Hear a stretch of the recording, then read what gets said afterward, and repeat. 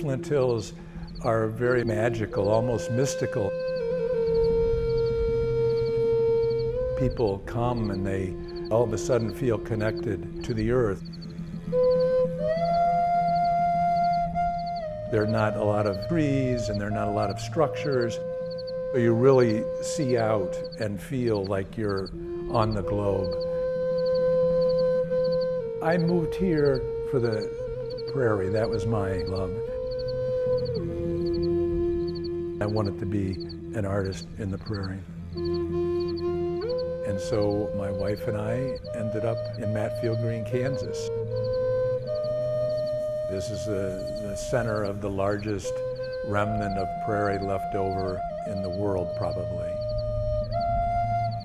I was an architect in Chicago. I moved here 15 years ago.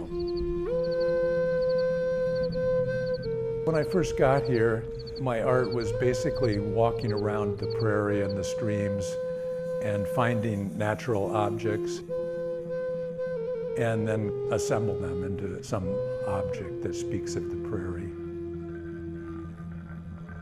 I did that for a few years, and then I also, our property, we have about 40 acres, historic property because of the railroad. And so we developed the idea of a Prairie Art Path, because we're on the scenic byway. And on the scenic byway, there are not that many places to really stop and get out and walk.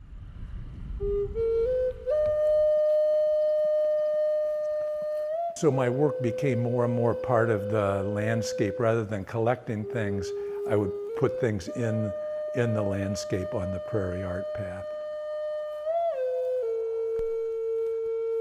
We're in the old cattle pens that the railroad built in 1924.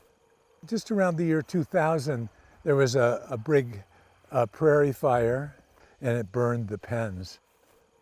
But it's a very interesting, sort of historic and visual place. So about 5 years ago, with a friend, artist, Jeroen van Westen from the Netherlands, was visiting, and we made these balanced sticks. They're just held on by gravity. They're just a steel post and a metal plate. Show us what direction the wind's blowing. It's fun. Sometimes a bird will light on one end and put the stick out of balance.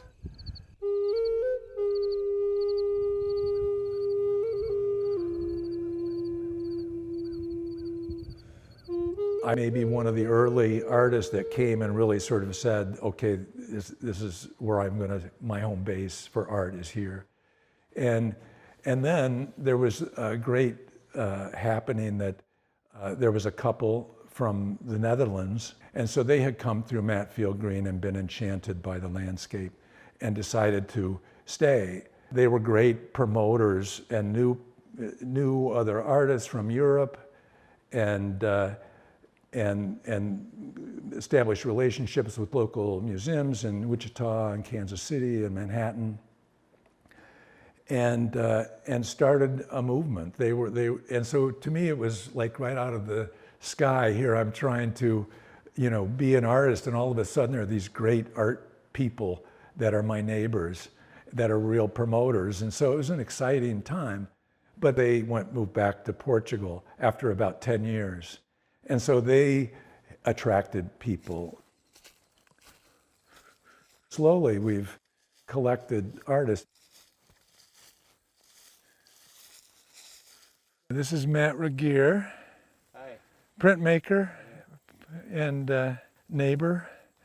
So there's a couple results, a couple of older prints that I just have handy. This is just kind of a sort of bare prairie landscape. What are you doing? We're introducing neighbors. This is Elaine Jones. Please come in. She's well known for all that she's done around here, founding the Tallgrass Prairie Preserve in the early 70s. And she's a photographer.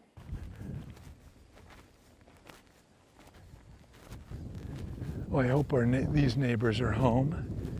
She's a great painter.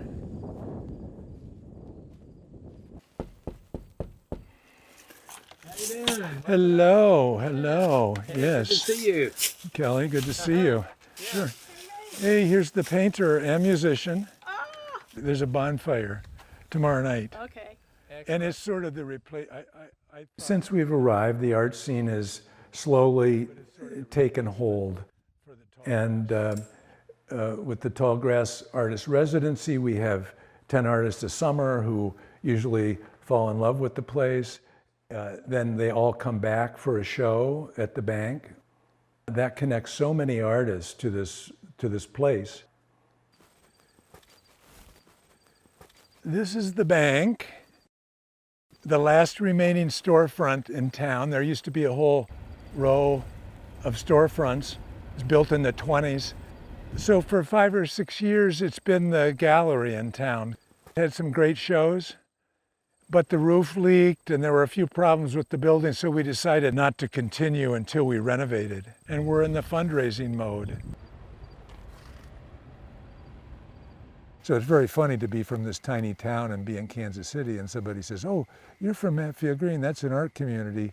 And you think, well, I guess it is, like the numbers aren't big because we're so small, but it's real. It's actually happening. We're enjoying a bonfire tonight. It's celebrating the end of the season of the Tallgrass Artist Residency.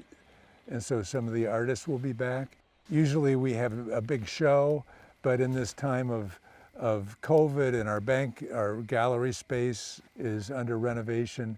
And so the show is not going to happen until the spring or sometime next summer. So we're just having a get together. I moved here for the Prairie. The whole social aspect of being in a small place in a ranching community was not what attracted me. It sort of surprised me. I thought, I'm a nice guy and people will accept me and I'm just going to do it. But there's a lot of mistrust or misunderstanding of outsiders. And so they say that you're a newcomer. Even if you were here for 50 years, you'd probably still be seen as a newcomer.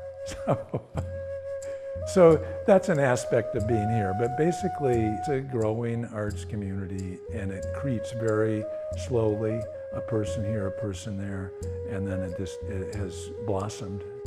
We're proud of it. It's a precious thing.